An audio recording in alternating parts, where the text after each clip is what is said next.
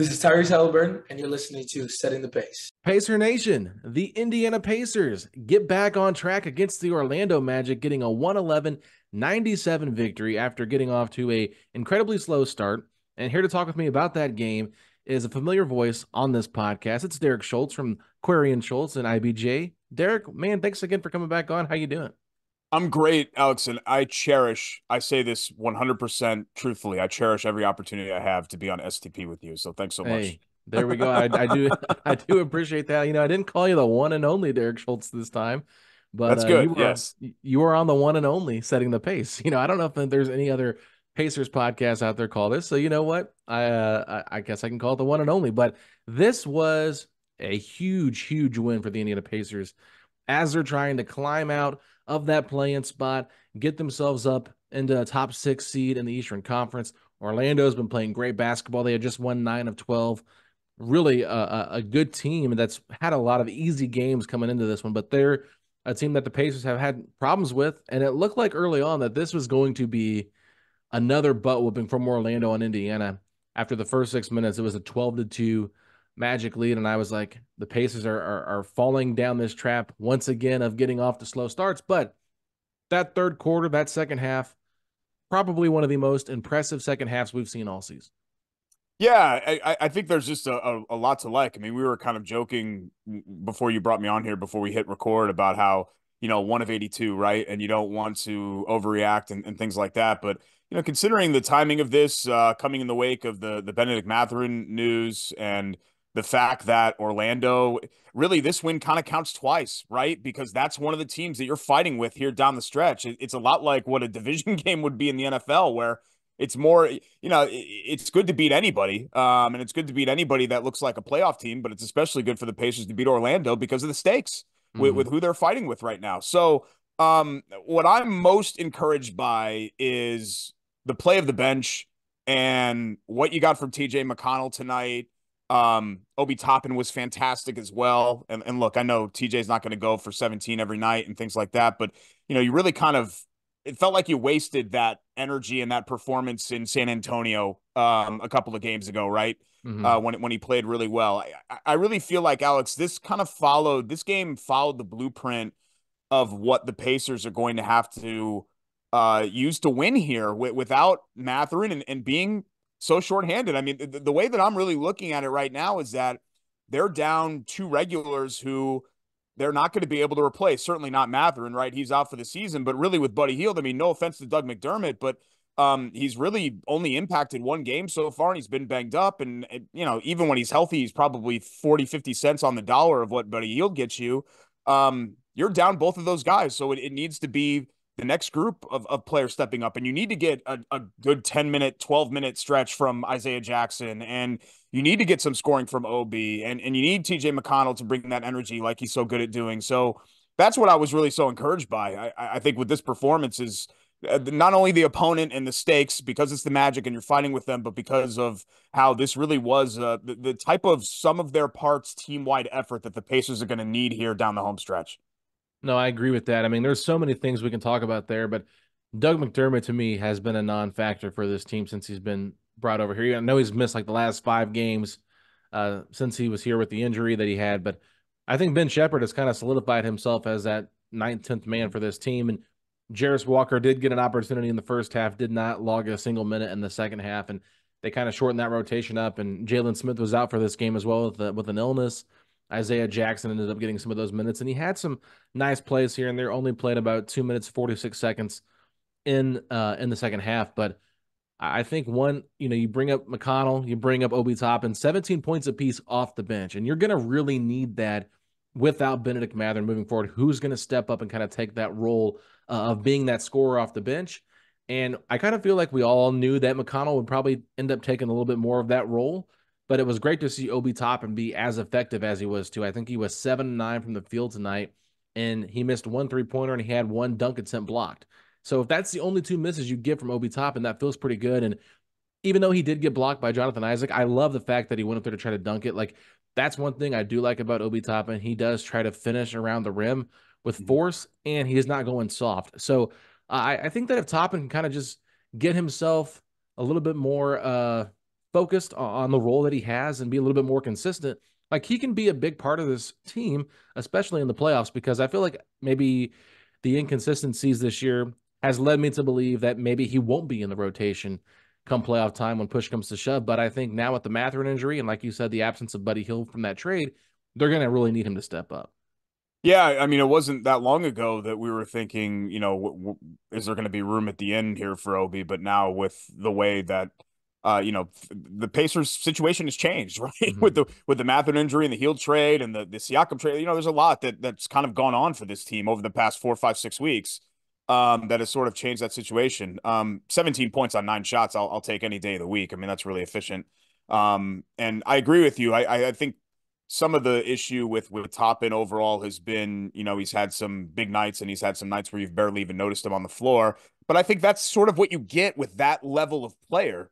So any type of consistency at all here down the home stretch, I think would really pay dividends for them. But it's really just going to be about this group maximizing each of their roles because they're going to have to. They just can't have no-shows anymore because as much as we liked this team's talent and its depth throughout this season, that has taken a major hit. And you need to have these guys step up and be consistent and play. And it's not just Toppin, it's pretty much everybody at this point that you need to get something from. Besides just the bench tonight, Alex, I was encouraged by Aaron Nesmith shooting the ball well. Yes. That was nice to see because we talk about kind of, him finding his sea legs again and sort of getting back on track with this lineup. But I think he's so key to this home stretch here and really the Pacers' bottom line this season of where they're going to go. I think a lot of it rides on Nesmith playing at a high level. I'm glad you brought Nesmith up because he was 4 or 5 from 3 in the second half. He actually led the team in scoring in the second half with 14 points, and it really didn't feel like it, but he did have a lot of timely threes, and his three-point shot has been key to his success this season. And so it felt like he really was not shooting the ball well since he got back from the injury. I think he obviously got blocked by Anthony Edwards on the last second shot against Minnesota, but he was like 2 of 10 from the field that night. So just really trying to figure out like how to get back into rhythm because that was something he was really struggling with. But he's kind of the X factor for this team, especially with that starting 5, because you've kind of got your big 3 with Halliburton, Siakam, and then I guess Turner's kind of part of that big 3. But now it's like, who's going to be the other guy to step up and make some big shots? And if Nesmith can really spread the floor, it's going to open up the paint more for Tyrese and Siakam and Turner to kind of run their pick and roll stuff. I think Nembhard has been inconsistent as a three-point shooter his whole career, has stretches where he can be, laser and lights out 40% three-point shooting. There's times where he's more in like the 25 to 30% range. And so I don't think that a lot of opponents respect him the same way they're going to respect Nesmith just because Nesmith kind of has more of a knack to let it fly from 3. So I thought he was absolutely huge in this game. And then, Tyrese Halliburton, he's still not shooting a great field goal percentage, going back and forth from kind of like trying to figure things out. But we saw some moments there in the third quarter once again where he kind of put this team on his back. He had a great like running hook shot in traffic and still just kind of doing his thing. I feel like we really have not seen him still 100% unleashed like we saw before the injury. And I'm thinking to myself, they've got about a month left until the playoffs. Hopefully he can figure things out within the next couple of weeks and get himself ready for the playoffs and be back to who he is. Because if he can elevate to that, then I think this team, even without Bennedict Mathurin, can still be pretty competitive in a playoff series. Yeah, I mean, I think really it comes down to is that with this Tyrese Halliburton, so post-injury Tyrese Halliburton of the last, however many weeks, they can't win a first-round playoff series. But with pre-injury Tyrese Halliburton, they can. Yeah. So I think that's really sort of what it comes down to for them. I agree with you. I think that it's really Pacers are in such an interesting situation because it feels like Nesmith and Halliburton and Jalen Smith and they've got this group of guys and I get it. It's a long season, right? And you say, well, it's an excuse and everybody's hurt and all of that. But really, I mean, the Pacers have had to kind of build it back up again here. And I'm not trying to make an excuse. It's just that's a reality with what they've had to deal with. And it's not just the fact that they've made the Hield trade and the big Siakam trade. I mean, it's been a lot to have to deal with and shuffling guys in and out of the lineup and doing all of that, and guys not knowing consistently, even night to night, what their role necessarily is going to look like. So it's a lot to have to deal with, and I think they've done a decent job kind of navigating it, all things considered. But the bottom line is they've sort of treaded water here for the last 4, 5, 6 weeks or so, and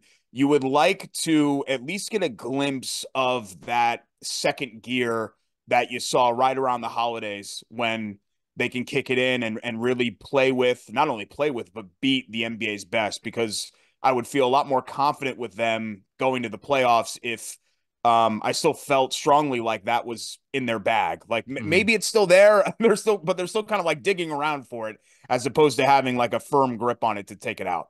Yeah, they've had a lot of lineup problems in terms of getting some continuity because of the injuries they've had to just different guys that play a significant role in the rotation. And it obviously started with Halliburton going down, missing about 10 games, I think it was, with the injury. Probably came back too early when he came back in the Portland game. But since Siakam's been here, I believe now they're back to 500 record-wise after this win against Orlando, which kind of shows you, like, you're right, they have been treading water. They've had some high moments, they've had some low moments, but they've never really been able to put a consistent run together to make you feel like, okay, they are kind of taking this to the next level. Now they still have a pretty good overall record. They're clearly better than they were last year. They're heading in the right direction, but it's been an uphill battle really since they've made the Siakam trade. It's just been like one more thing after the next. I guess after the Halliburton trade, it's been one thing after the next. You trade for Siakam, you lose Buddy Hield, you lose Mathurin now. So it's like, okay, it's just constantly trying to figure things out. Things are always changing and guys are in and out of the lineup, but they just have to get back to the basics. And I feel like Rick Carlisle has hit on this like the last couple of weeks. Like, we got to get out the fast starts, and I got to, get these guys amped up and ready to play, playoff level basketball for 48 minutes. And it feels like this team has yet to do that yet. Like, yeah, they're able to take care of business against Orlando tonight, who is a team that's not the greatest offensive team, but you see Miles Turner have 6 blocks in this game. You see how he can be impactful in the paint and kind of make things tough for Orlando, because previously against the Magic, the Pacers had no answer for Franz Wagner, Paulo Banchero, but Wagner, 35.7% from the field, 5 of 14. Banchero, 6 of 20 tonight, 1 of 8 from 3. Like, those guys really struggled. And I think being able to eliminate them and make things challenging for them helped Indiana get things where they needed to go. And I think the Pacers really, they need to start hanging their hat a little bit more on the defensive side of the ball with the way they're built now. And they can't necessarily be this high-powered offense, but I don't think they can completely abandon that, because we have seen them at their best, even with Siakam, when they're scoring a lot of points. Yeah, and I think, again, like we're talking about all the things that are encouraging. I mean, there was a stretch this season where they were giving up like 120, 125, 130 every night.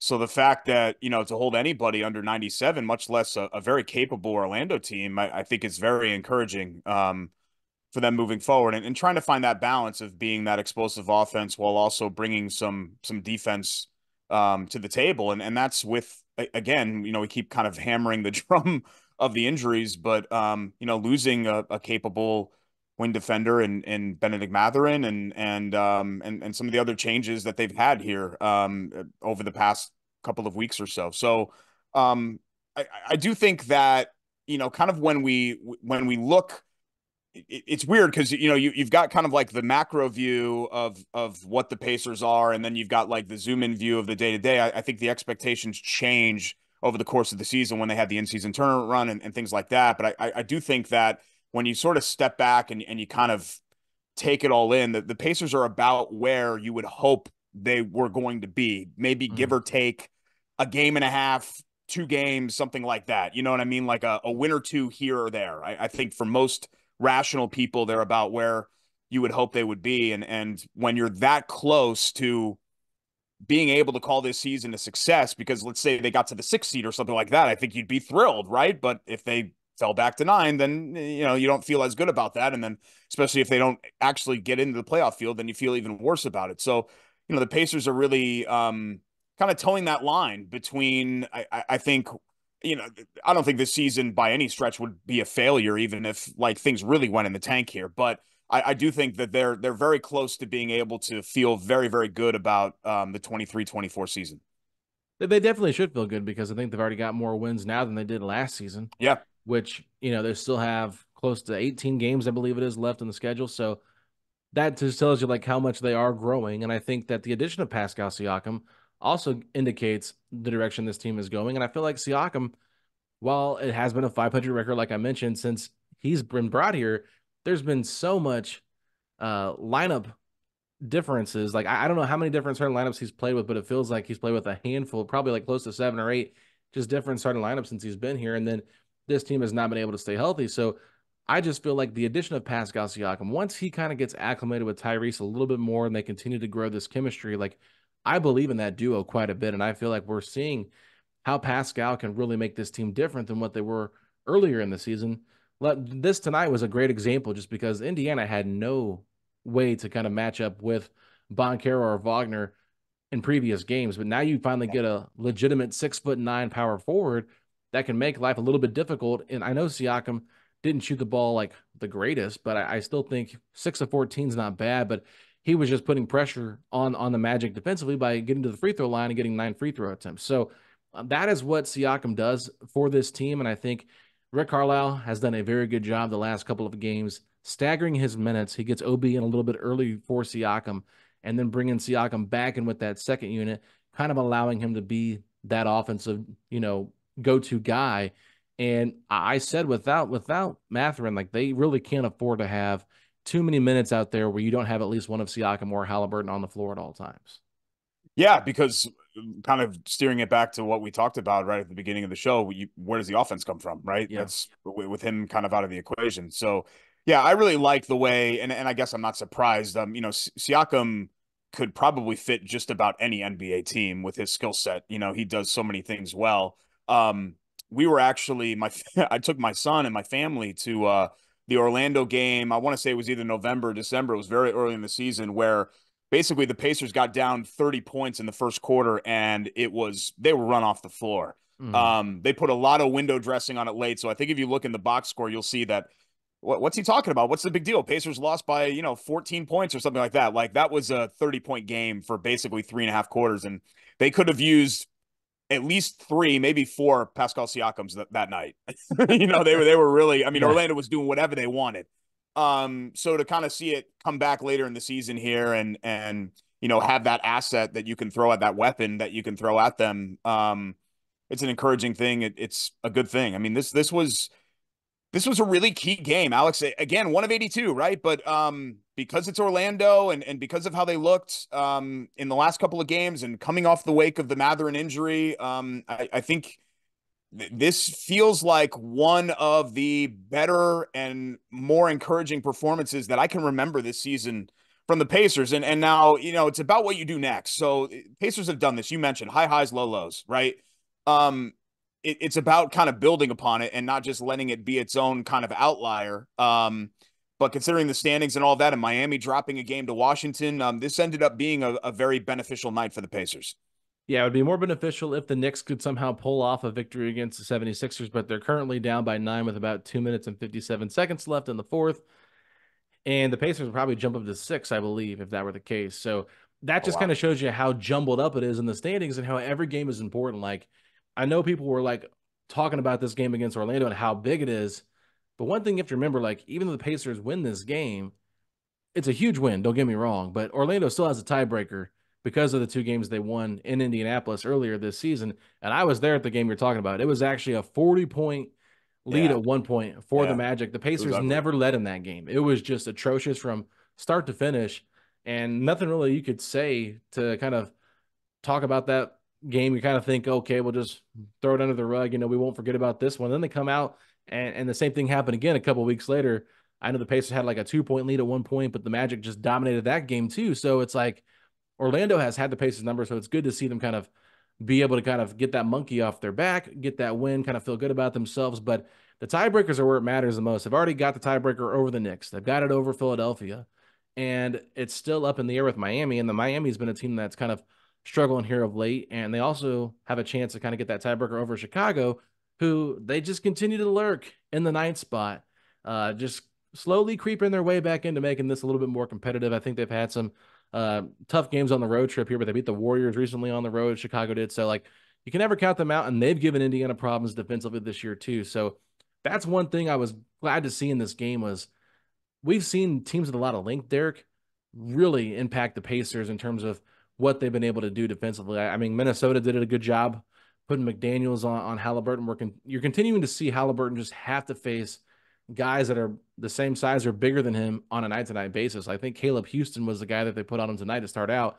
6'8" shooting guard. Like that's not normal. So a lot of teams are throwing additional size at Halliburton, trying to disrupt him, and it's been working. I'm kind of curious to see how Halliburton kind of takes that next step in his game. Obviously, still coming back from the injury, but dealing with great defenses that are focusing so much attention on him and how he can kind of finagle a little bit with what they're doing and get himself in there to be more impactful than he has been. Because I think he's still been good, but I think he's not been great like he was earlier this year. Yeah, it hasn't been elite. Is the problem?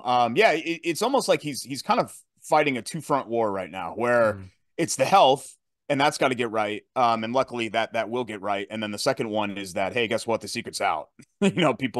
People know who he is, what he's about, how important he is to the Pacers' bottom line, and they're gonna game plan for him every single night. And we cross that bridge with every single NBA superstar goes through that.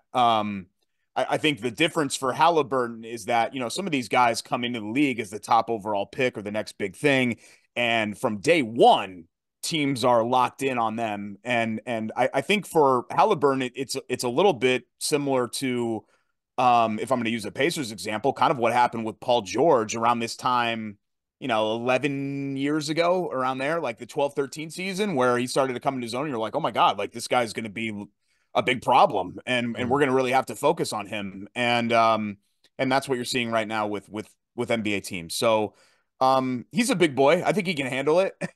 I'm very confident that, like, I don't think this is going to be like a fly by night thing. I think he arrived and he's going to stay arrived, and he's going to be a very, very good player here for a long time, and a top 10 to 15 level NBA player, and maybe even higher than that at some point. I'm not shut off to that idea. But it's going to certainly take some time here. And the health aspect of it, I don't think is helping matters with where we are here. But again, I thought tonight, given where he's been the last couple of games, was okay. Like, was a step in the right direction. It's not close to where he needs to be, but they're making some progress, I think, and that's the important thing. Yeah, I will say one thing that I did like from Tyrese tonight was the 7 rebounds that he did get, and it kind of shows that he can be more of a force, not force, but he can be more impactful on the glass than he is sometimes. And I feel like a lot of that really is everybody on the team, and just a matter of will versus watching the basketball. I mean, I remember I was watching the game on Thursday night against Minnesota, and you look over at Carlisle, and he's telling Jalen Smith, you got to box out because Naz Reid got right by him and got to put back offensive rebound. It's kind of like, I know that sounds so simple, but it's like, I feel like there's too many times with this Pacers team specifically, they get caught scrambling or they get caught out of position and they forget to box out. And then they play good defense for 22 seconds, the shot goes up, and then they don't box out. And then all of a sudden the other team gets the rebound, and it's like, oh my gosh, like you just played good defense for a good time, and then you forgot to do what's most important, and that's finish the play. You got to box out. So I thought it was just great kind of to see this team step up and have a great rebounding second half specifically. But I felt like we didn't give enough flowers earlier on in the conversation to TJ McConnell, because he was the engine that kind of got this thing going tonight for the Indiana Pacers. And he's done this time and time again. You talked about what he did against San Antonio, how he got them back into that game for a little bit, but Wemby was just too much for him. But just how impactful is TJ McConnell for this team on and off the floor, number one, but like, how impactful do you think he can actually be in a playoff series? Because we've seen him get played out of a rotation because of his lack of shooting and his lack of size. Yeah, it's funny. I mean, you kind of, you go back to the conversation that he had with Rick Carlisle and the fact that, hey, we don't know, what we're going to have with you and all of that. And then, you look at the season that he's had and overall, I actually looked it up the other day, and that was even before tonight. It lines up really well with what he's been for the Pacers the last 3-4 seasons, with at least with averages and things like that. I know his impact goes beyond just kind of what the stat sheet says, but he's so interesting because for a guy his size, The fact that he's really not a shooter and he's not, jump out the gym overly athletic. I mean, he's athletic compared to you and me. Yes. But compared to other NBA players, the fact that he can just kind of live inside of, 10 feet and be his size on a basketball court is incredible. Like it's hard to even explain. To like find somebody, at least in this era of the NBA, that can do what he does. I think this season would have, I don't want to be like a doomsdayer or things like that, but I think there's actually a pretty good chance that this season might have fallen apart without him, honestly. Like that's how big it's been to be able to have his presence both on and off the court. Hugely important, I think, for a young team, especially, which they are still young. I mean, we're looking at them now as, okay, we're ready to, let's go Indiana playoffs. Let's be a contender and all of that. And they're not quite to that point, or it's great that we're even having that conversation. But I think McConnell is the classic example of somebody that you need to have with a roster like that to kind of show the way and show how to handle yourself as a professional. I think that's the example that he really sets. I mean, how many times has this dude been told, hey, we don't think you're good enough? I mean, he's pretty much been told that his whole life. I think I told you this story. He was at the Frank Kaminsky, Miles Turner workout that the Pacers held, the NBA draft workout. And, I went to go see Turner and Kaminsky because those are the two guys that were talked about the most for the Pacers. What did they pick? 11th? Was that one? Yeah, 11th. Yeah, okay. 11th. And, they're going through the workouts. And there were some other players. I'm trying to remember who else was there. Because, they bring in whatever, they bring in 7-8 guys. And I looked over and there's this kid that's got like, kind of slicked hair and all of that. And I turned to Mark Monteith and I was like, oh, is that like one of the, staffers or something like that? And he's like, well, no, that's the that's the kid that TJ McConnell that they're bringing in. And I was like, he's trying to make the team. He's going to be in the NBA draft. And of course he ended up going undrafted, right? But that's how TJ McConnell wins. He goes into a room and you look at him and you're like, this guy? And then at the end of the night, you're like, damn, that guy. And I think that's the best thing that you could say about him. It's great. It's great to have somebody like that. Well, I was curious who was at that workout, so I went ahead and looked it up, and there is an article. June 12th, 2015. We got Corey Hawkins from UC Davis. Don't remember him. No. Darun Hillard from Villanova. Frank Kaminsky, TJ McConnell, Miles Turner, and DJ Newbill from Penn State. Okay, so I actually do remember DJ Newbill being there. Okay.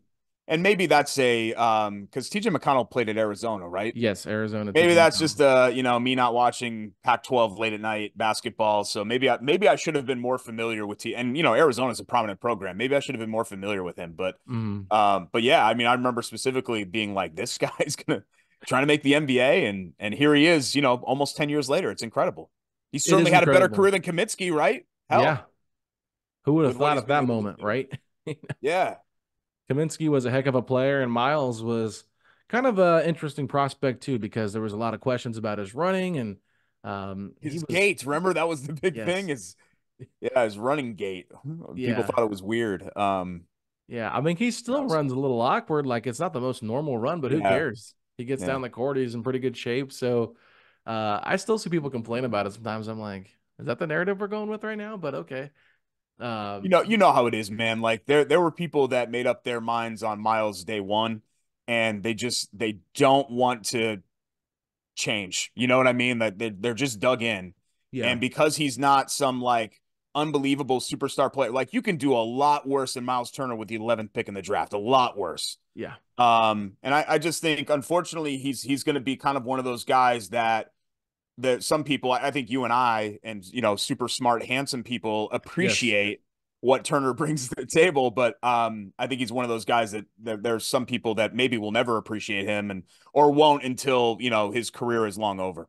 Yeah, it's an exclusive club for us guys right here. So, it takes a lot to get into that group. But that's right. Yeah, no, I mean, Miles Turner is definitely in that group too. And it's just one of those things where I have found myself respecting more and more what Turner does on a night-to-night basis. Yeah, he's very inconsistent in terms of his numbers he puts up, and he'll have some dud games and have some games where he just really struggles. But for the most part, he is a pretty consistent player. You kind of know what you're going to get out of him, Yeah. and he has matured a lot. I will say that. That's one thing I've noticed about his game just over the last few years, really with Halliburton.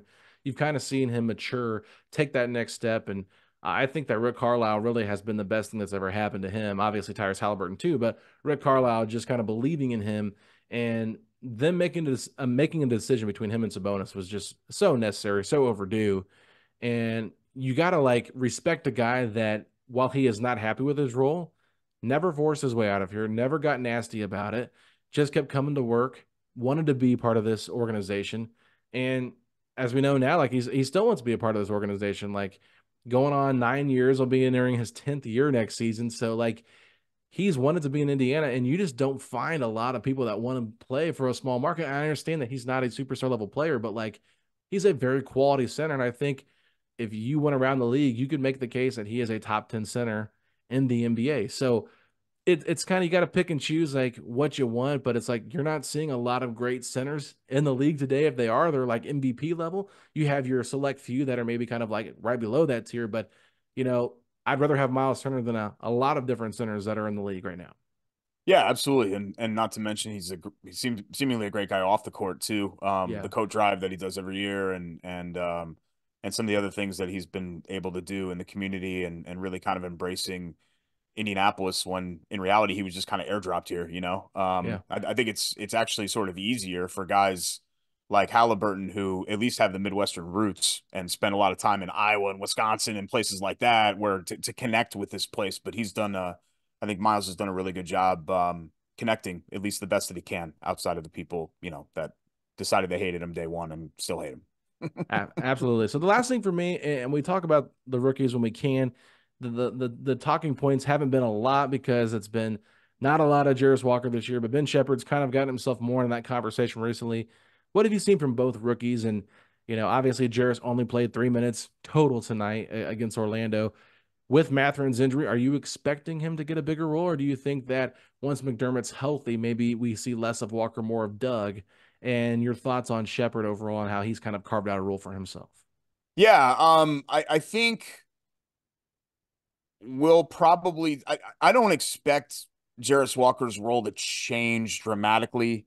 I think they're pretty happy with how he's progressing, but they know that this is it's going to take a while, right? It's going to take a second, that he's still kind of learning as he goes. I mean, I already think that you're seeing some improvement for him, specifically defensively. I know, I think Dustin Doperak wrote about this in the Indy Star not that long ago, but like when he would get on the court, he'd be cheating for steals and Yeah. blocks. And, in college, you can do that. In the NBA, guys are just going to roast you. You can't, it's a lot like in the NFL with the closing speed and things like that. I mean, it's just not even the same planet. So I think he's taken some steps and is going to be a better player. I know that's not saying much. That's what you want for every rookie, a better player in April than he was back in October. With Ben Shepherd, it's amazing because I guess I never really expected him to crack the rotation this year. And then he did, and now he kind of is by necessity, right? Where you need him. Not only is he playing, but you need him to produce. I love what he brings to the table. I think they envision this for him, right? A guy that's going to hit outside shots and be a capable defender, and I think he brings both of those things to the table so far. So I think it's great. Shepherd especially, anytime that you can get somebody to come in and contribute when you're picking them, later in the draft like that, and have him contribute right away, I think it's almost like finding money in the couch. Like that's what I think Shepherd's really kind of been for them this year. So while maybe there's some frustration from some people that Walker is maybe a little bit more of a project than some thought, given his age and everything, I think it's not that much of a surprise that he's going to take a little bit more seasoning. I think a lot of that has been offset by the fact that they've really found a contributor right away. right away. Obviously, it took a couple of months, but now in his rookie year, he's contributing in Ben Shepherd. So I've been very encouraged.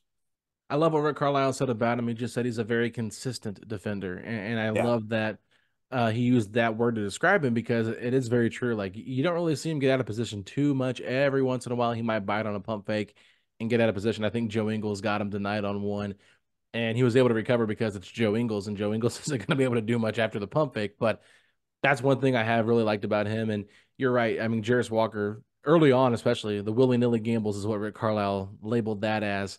And I know Caitlin and Cooper was talking about that a lot. Dustin was talking about that a lot. It's just like if you watch him play, like, yeah, he was gambling a lot. And Turner just talked about it at practice on Saturday about how you can't do that stuff in the NBA. Like in college, it works, but in the NBA, it doesn't. So I thought that was great too. So there's a lot of different things. I know fans have been very frustrated, very much in my comments saying Jarris should be getting minutes over so and so, and I'm like, you know what? It's a lot easier to say it from the couch than to be Yeah. behind the scenes and really see what's going on. But I do think this is an opportunity. We'll see how much of it, really expands because obviously when this was like a playoff type game right here, that Carlisle deemed this is like a playoff type game and gave Jarris an opportunity, didn't show a whole lot in 3 minutes, was very, meh is the right word to kind of describe it. It wasn't like great, but wasn't bad at all. So like he was just kind of out there, didn't feel like he was impacting the game maybe as much as somebody else could. So you go ahead and say it's not really working out this way. We're going to shorten up the rotation and go to 9 guys. We got to win this game. It's too important. We got off to such a slow start. So yeah, there's a lot of different things that play into how the coaching staff goes about the rotations, and everybody that wants Rick Carlisle fired after every loss this year, it's funny to me because fire culture is a big thing. And when you're not winning any games and the team is really just going through a rebuild, it's okay. But when you're trying to be competitive, I forgot how annoying it is. Everybody wants your coach fired. But what do you expect? Like this team is 7 games above 500. Like that is a huge improvement from where they were last year. Why would a coach get fired for that? Despite whether you think he's making the right decisions on who should start and who shouldn't. Like I think that it's a bit over dramatic in my opinion, Derek. Yeah, I mean, I think the Pacers, in some ways, like we talked about with raising expectations, they've been a victim of their own success, right? Um, if you're to take the Milwaukee wins and then the Boston wins and trade them for twice against Charlotte and Washington and Portland. You know what I mean? Like Yeah. it all comes out in the wash, right? But it's funny, like what we would be thinking about this team, those people that are super frustrated probably would be significantly less frustrated, right? Because they'd be like, oh, well, yeah, like this is kind of who the Pacers are. They're not a team that has this high ceiling, but you've had glimpses of this high ceiling and glimpses of these high highs, and that's why the frustration I think comes with that. So I really think that that's what contributes to it more than anybody. I'm like the biggest Rick Carlisle. I remember the first run of Rick Carlisle, Yeah. right? And I think he's a tremendous basketball coach. I really do. And just the perfect fit for here. Like not everybody can coach here. And he seems to really kind of be able to navigate it very well. I like the fact, and I know it rubs people the wrong way. I like the fact that he tells you what he thinks, and I think he strikes the right balance of knowing how to deal with NBA players and not, it's a player centric league. He knows that you have to have the horses and all of that. But also still, I think he coaches these guys hard. And I don't think a lot of NBA coaches really do that anymore. So I think he finds that sort of balance, in there. So I think he's a great guy to navigate this. I mean, I hope that he's the one that when the Pacers kind of come out the other side and turn into a contender, that he's still here. I really do. But I mean, at the very least, even if that's not the plan, and something happens from here or there, or that things go south or whatever else, I like to think that he's the right guy to kind of navigate them through this specific period of time. Yeah, I will say this. I saw a tweet tonight from Richard Stayman, who does a great job covering the NBA draft, but focuses mostly on the Mavericks and the Magic. That's kind of the 2 teams they watch. Their Twitter is at Mavs Draft. So if people are curious, go check this tweet out. He said, "I watched Rick Carlisle for years in Dallas, and I was always told that he can't coach young talent." He said, "But I keep watching his tenure in Indiana, and it's clear that he can coach young talent. It shows you how bad the talent evaluation was in Dallas in terms of getting him the right players to play for him. So I thought that was kind of cool to see from a different perspective outside of the Indiana lens, more on a outsider's lens, because they saw Rick up close with a different type of team. And I understand, Rick can be stubborn at times. We know that about Rick. And if he believes in something strong, he's not going to back down from it. But like, who are we to argue with a guy that's got this many years of coaching experience under his belt? Like, he is clearly one of the top 5-10 coaches in the league in terms of X's and O's and pushing the right buttons at the right time. And you mentioned it, like he's got a great balance of old school and new school. And we've had players on this show just come on in there and talk about and how much they respect that he's a straight shooter. They don't want to be lied to. These are grown professionals. These are men. They want to be told. They don't want to be coddled. Now, some guys do like that, but Rick's not going to coddle you. And that's just the bottom line. You got to adapt to it and figure it out and don't take it personal. But, I like that about him. But I think that's a great way to kind of wrap this up, Pacers basketball wise. But I do always have a fun question for you here at the end, because I love seeing all the Instagram posts of you and your son at Jack's Donuts. I think it's great that you guys have kind of made this a tradition. I remember as a kid, my dad used to give me Marsh donuts all the time, and it was like my go-to thing. And as a kid, I was always white icing with sprinkles. And I feel like that is what you guys always get when you go. Is that right?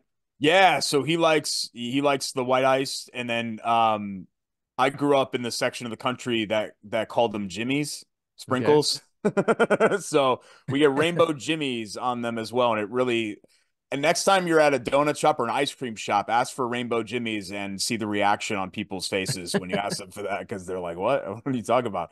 But Lee Markham's a good buddy of mine, and I know he's been real active with the Pacers relationship over the years, and a big sponsor with them, and they have the TJ McConnell coffee this year. So I feel like he's a big sports fan, and it kind of goes hand in hand. But it's just about, you know this, Alex, from Broad Ripple Bagel Deli or anybody else. It's about like kind of the local Indiana, supporting that. I do have full disclosure, I do have like a sponsorship type deal with them. Yeah. But that stemmed from me telling Lee, I'm like, I'm at your store like 3 times a week. You know what I mean? Like, I didn't have to sell myself very hard there. Do you ever want me to like it? He noticed that I was sending a lot of posts and was like, hey, do you ever want to like do this on an official basis? And I was like, yeah, sure. I'd love to. I mean, I'd do it for free. Yeah. Because I love donuts and I love Lee. But it's good. That downtown store went through it during the COVID pandemic, because the Salesforce towers right there, and all those workers left, and a lot of them have not come back. But they've really they've got a great guy that runs it named Chris. If you're in there, tell him Derek Schultz sent you, I guess. But it's a great group, and you see Jack's Donuts all over the place, all over. They're franchised out all over. So yeah, it's a lot of fun. We love donuts. We love Jack's, and that's cool. I'm glad that you like the post, because sometimes I'm like, do I want to post pictures of my kid? Because people are like, oh God, it's his kid again. No. I don't want to be like the obnoxious kid poster guy, but because everyone thinks their kid is the coolest kid and everything that he does is awesome, and I know that's not the case. You know what I mean? Because he's great 95% of the time, but yeah, he loves his donuts for sure.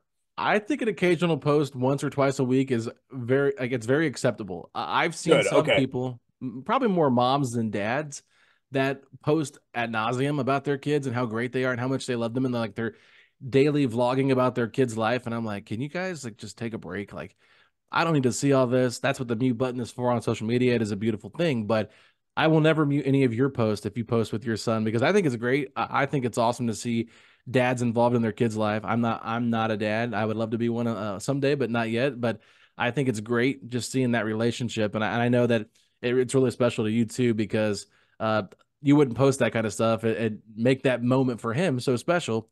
If you weren't like really enjoying being a dad. So I think that it's awesome. And, we constantly hear about, how there's like fatherless homes and things like that, and kids really struggle. But I think it's great just to always see present dads in kids' lives. And it's really cool. I know this is kind of a weird turn here on the end of a podcast about the Pacers, but sorry, I'm going down this rabbit hole. I just think it's great though, Derek, that you're doing that. And I say, keep posting and post more if you want to.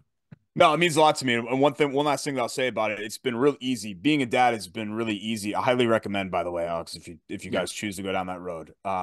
5 stars out of 5. Being a dad is great. Yeah. It's been far easier for me because I had an awesome dad. And when you have a dad that loves you and supports you and is a constant in your life for all these years, and he's retired now in Carmel, and he's, I love my dad. He's my best friend. He's wonderful. That when you have that great example, it's easy to just kind of follow the blueprint that somebody else already put together for you. So I really respect the dads that came from broken homes and not good situations, and maybe their dad wasn't active in their life. Like, those are the people that are really the ones out there that deserve the accolades for sure, that are kind of doing it on the fly. No, you're right about that. Yeah. I mean, I've had a great dad myself. Still very present. I work with my dad actually every single day. We work together at the same company, which is kind of cool. Awesome. You think you'd get annoyed with your dad if you see him Yeah. every day, but we really don't. Like, we have a pretty good relationship in terms of just like knowing not when to kind of overstep and be overwhelming. It's just kind of, we talk when it's like occasionally, but we don't try to overdo it. But yeah, I will say this: my dad would do anything for me. I won't lie. There were times I took advantage of that just because I knew I could push the right buttons, and I was just an annoying little kid trying to, you know, push my dad's buttons, and I could do little things that would get my friends laughing if I'd mess with my dad, because he would never tell me no. Like, he even told my mom, I hate telling him no. So he was always a good cop. She was the bad cop. And that was, Wow. an interesting dynamic. But hey, if I wanted donuts, if I wanted ice cream, whatever, like, he would always get it for me. And so we had that fun relationship, and, very involved in sports too. Like, he loved basketball, baseball, kind of got me involved in things. So yeah, it's just really cool. And I think dads are awesome. So, I like that we kind of ended the podcast talking about this, talking about TJ McConnell, who's also a dad, Jack's Yeah. Donuts, and things like that. So, yeah, I don't really know how to end this now, but Shout out dads. shout out dads. There we go. So, great win by the Pacers, absolutely, and All right. they were the daddies of the Orlando Magic tonight in this game. Perfect. There we go. And, Yeah. and they took care of business. So, anything else you want to plug before I let you go? Yeah, I guess you can check me out on Twitter, X, whatever, at Schultz975. Query and Schultz weekly podcast with Jake Query, who hosts middays on the Fan, who I know you've been on Jake's show, Alex. And also IBJ. I rotate with Mark Monte. So every other week, writing columns for the IBJ if you want to check those out. And the Pacers are often involved in that too. So yeah, me just trying to stay relevant and being on shows like this to keep myself out there. So thank you for the invite, my man. I always appreciate it. Absolutely. And I won't lie, Derek did have a Purdue background on his computer here before we started. I said, I can't see that as an IU fan, but shout out to Purdue for having a great year this year. I got the shirt and everything. Ever grateful, ever true. Yeah. Zach Edey, going to go down as a Purdue legend. Yeah. Did he have his jersey retired? I don't know if they're saying that it's a retirement, but it's up in the rafters and it ain't coming down. So okay, whatever word that they're using for that, yes. The short answer, yes. The jersey was kind of retired, even though he still has a couple of games. Hopefully he's got at least like 6 more games to play. So we'll see. Yeah. I mean, I don't think Indiana's winning a championship this year. Maybe they could win a Big Ten championship. Highly doubt that. But if not Indiana, let's get Purdue some love. I think Matt Painter is deserving of a national championship. Why not this year? Zach Edey go out on top. That would be cool for Purdue. I'm not going to be a hater here, even though I hate Purdue. I'm going to support them. Hope they finish things out strong here. But like you said, follow Derek on Twitter. Follow us on Twitter at Pacers Pod STP. We've changed the handle the last couple of months, and so got to make sure I get that right. Follow me on Twitter at AlexGoldenNBA, and you can follow my co-host Facit_FACCI, and we'll be back tomorrow with a little preview of the Pacers and Thunder, that game coming up. So thanks so much for tuning in, guys. We'll be back soon.